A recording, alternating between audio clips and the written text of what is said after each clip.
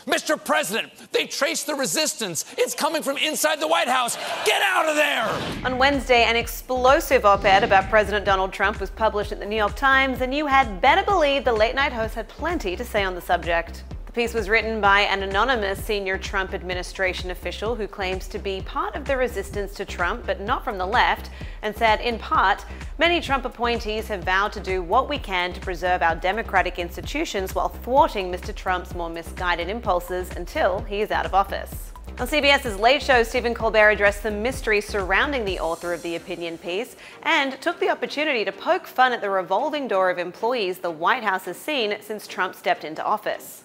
Referring to the vague revelation that the writer was a senior official in the Trump administration whose identity is known to us and whose job would be jeopardized by its disclosure, Colbert quipped, This person works for the Trump administration. Their job is jeopardized by their job.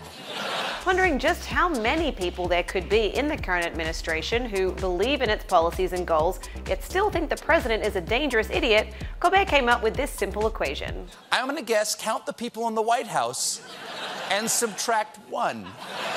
Colbert's guest, former Secretary of State and one-time Democratic presidential candidate John Kerry, also shared his thoughts on the Times piece, saying that it scared the hell out of him before offering some sobering words. You know what it really means, Stephen, is that we don't really have a president, Kerry said. We have a president who is there, but he's not capable of doing the job or living up to the responsibilities. Over on Comedy Central's Daily Show, Trevor Noah expressed shock at what the news could potentially mean. The host exclaimed, "Holy shit! There's a secret group of people within the White House actively working to curb President Trump, which is wild because this means this whole time we've been dealing with the watered-down version of Trump." This is Diet Trump? That's what you're saying? That's like finding out 2 Girls, 1 Cup was the PG version of the clip. Noah also said the op-ed and its author's admission that it may be cold comfort in this chaotic era, but Americans should know that there are adults in the room, did not make him feel any better.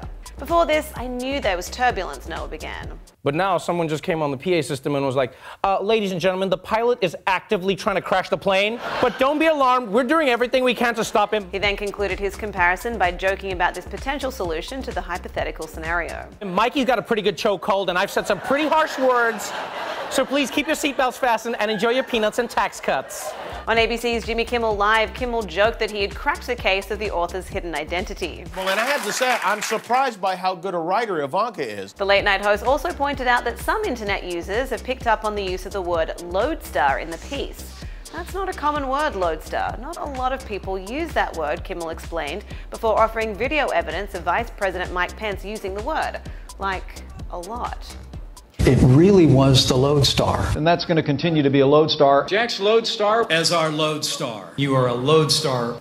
Lodestar. Wouldn't that be something if it was Mike Pence, Kimmel asked? This is going to drive Trump absolutely nuts. Can you imagine what it must be like to have a job at which almost everyone who works for you thinks that you're a complete idiot?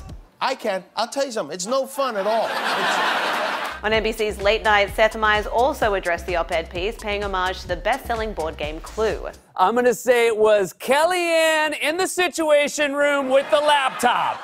Also on NBC, The Tonight Show host Jimmy Fallon joked about the situation, saying, A senior official wrote an anonymous op-ed about Trump. Even stranger, the official signed it XOXO Gossip Girl. He then pulled out his best Trump impression to imagine how the commander-in-chief might have reacted to the news of the op-ed being published. Yeah, when Trump heard, he screamed, "Oh my God, the fake news is coming from inside the house." Trump's actual reaction came via his favorite social media platform on Wednesday night, with the president tweeting, "Does the so-called senior administration official really exist, or is it just the failing New York Times with another phony source? If the gutless, anonymous person does indeed exist, the Times must, for national security purposes, turn him or her over to government at once." On Thursday morning, POTUS took to Twitter once more to write, "The deep state and the left and their vehicle, the fake news media, are going crazy and they don't know what to do." To read more on this story and to watch full clips of the late-night host reacting to the mysterious op-ed about Trump, head to thr.com. For the Hollywood Reporter News, I'm Lindsay Rodriguez.